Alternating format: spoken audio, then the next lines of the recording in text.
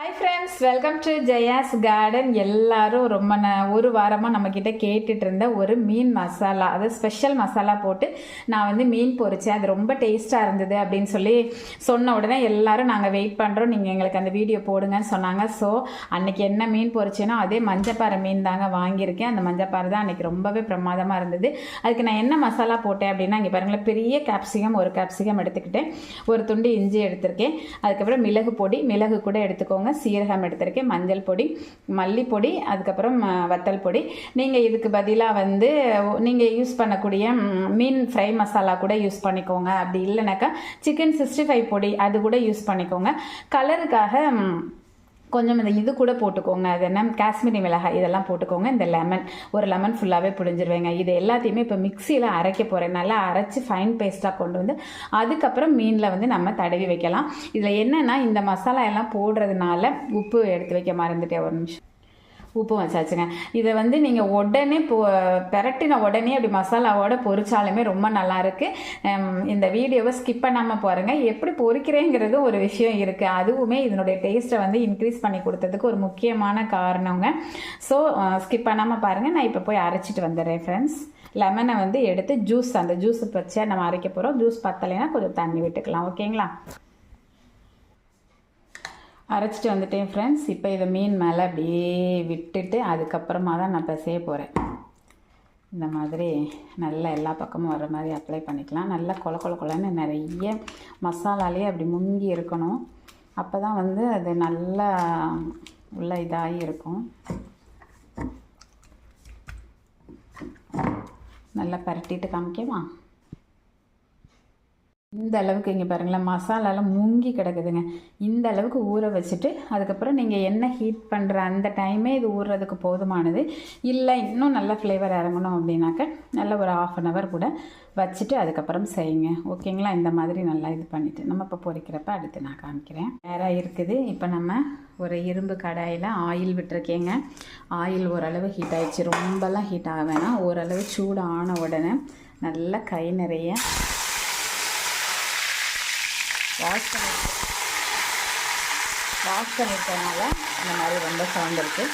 இப்போ நம்ம இந்த பரட்டி வச்சுருக்கீங்கன்னா நல்லா எல்லா மசாலாவும் அதில் படுற மாதிரி புரட்டிட்டு அப்படியே போட வேண்டியதான். சிம்மில் வச்சுக்கோங்க ஃப்ரெண்ட்ஸ். பாருங்கள், கருவேப்பிலையை நல்லா பாத்திரம் நிறைஞ்சு போகிற அளவுக்கு பாத்திரம் நிறைய போட்டுட்டேன். அதுக்கு மேலே மீனை நெருக்கமாக வச்சுட்டு சிம்மில் தான் வச்சுருக்கேன். இப்போ இதுக்கு மேலேயும் கொஞ்சம் கருவேப்பிலை போட்டுக்கலாம். இந்த அளவுக்கு கை நிறைய கருவேப்பிலையை போட்டு மேலேயும் கீழே போட்டு இதை சிம்மிலேயே வச்சு நல்லா முறுமுறுன்னு ஆகுற வரைக்கும் பொரிக்கும் போதுங்க, அப்பா இந்த குடமிளகாய் இந்தியோட ஃப்ளேவரு, அதுக்கப்புறம் வந்து இந்த கருவேப்பிலையோட ஃப்ளேவர் பயங்கரமாக இறங்கி இருக்குமா.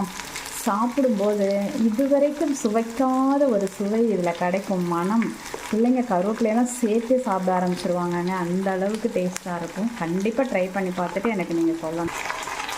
சிம்மிலேயே வச்சு ஒரு சைடு ஃபுல்லாக வெந்தது இல்லைங்க, கொஞ்சம் ஓரளவு 2 நிமிஷம் ஆனோன்னு பரட்டி போடுங்க, திருப்பி பரட்டி போடுங்க. எப்படி, அதாவது அடிக்கடி 2 தடவையும் பரட்டி போட்டுகிட்டே இருக்கணும். அந்த மீன் பிஞ்சிடாமல் பார்த்துக்கோங்க. ஆனால் ஒரு சைடு ஃபுல்லாக வெந்தப்பறம் தான் இன்னொரு சைடு பரட்டி போட்டிங்க அப்படின்னா டேஸ்ட் அவ்வளோ நல்லா இருக்காது. ஏன்னா இந்த கருவேப்பிலையினுடைய ஃப்ளேவர் ஃபுல்லாக இறங்கணும் பார்த்தீங்களா. அதனால் பரட்டி போட்டுக்கிட்டே இருக்கணும். 2-3 தடவை நீங்கள் பரட்டி போடணும். அப்புறம் நல்லா கலர் சேஞ்ச் ஆகி எல்லா பக்கமும் ஒரு கோல்டன் கலர், அந்த சிவப்பாவோ இல்லை ப்ரௌனாவோ வந்ததுக்கப்புறமா நீங்கள் எடுத்து சர்வ் பண்ண வேண்டியதாங்க. ரொம்ப மெல்லிசான பீஸுங்கிறதுனால ஒரு சின்ன பீஸு இது மட்டும் நல்லாவே மொறுன்னு வந்துடுச்சு. ஸோ அதை மட்டும் நான் இப்போ எடுத்துக்கிறேன். மற்றதெல்லாம் இன்னும் நல்லா வேகட்டும். 2 பீஸ் வெந்துடுச்சு, நல்ல மொறுன்னு எடுத்துட்டேன். இப்போ கருவேப்பிலை அடியிலேயே கிடந்துச்சு அப்படின்னா மீன் வந்து வேகிறதுக்கு கொஞ்சம் டைம் ஆகும். ஸோ கருவேப்பிலையெல்லாம் மேலே தூக்கி போட்டு எண்ணெயில் வந்து அந்த மீன் படுற மாதிரி பொரிக்கணும். அதை பொரிஞ்சிருச்சா அப்படின்னா தான் நல்லா மொறுன்னு வரும் ஃப்ரெண்ட்ஸ். இந்த கருவேப்பிலை கடைசி வரைக்கும் இங்கே தான் இருக்கணும், எல்லா மீனையும் பொரிச்சு எடுக்கிற வரைக்கும். ஆனால் கொஞ்சம் அந்த எண்ணெயில் வந்து டைரெக்டாக படுற மாதிரி வச்சுட்டு கருவேப்பிலையை போட்டு இப்படி மூடி வச்சுருவேன். அந்த கருவேப்பிலையோட ஃப்ளேவரோடையே அது இறங்கும். கடைசியாக கருவேப்பிலையை வந்து நல்லா ஃபில்டர் பண்ணி எல்லா மீனும் பொரிச்சப்பறம் ஃபில்டர் பண்ணி எடுத்து அந்த எண்ணெயெல்லாம் போனதுக்கப்புறம் கருவேப்பிலையும் அந்த மசாலாவும் சேர்த்து சாப்பிட்டா இன்னும் பிரமாதமாக இருக்கும். அவ்வளோ டேஸ்ட்டு. 4 பீஸ் மட்டும் பொரித்து எடுத்துட்டேன் ஃப்ரெண்ட்ஸ். இன்னும் கொஞ்சம் எல்லாமே வெந்துட்டுருக்காங்க. ஓகே, இந்த 4 வச்சு உங்களுக்கு வீடியோவை முடிச்சிடலாம் அப்படின்னு சொல்லிட்டு.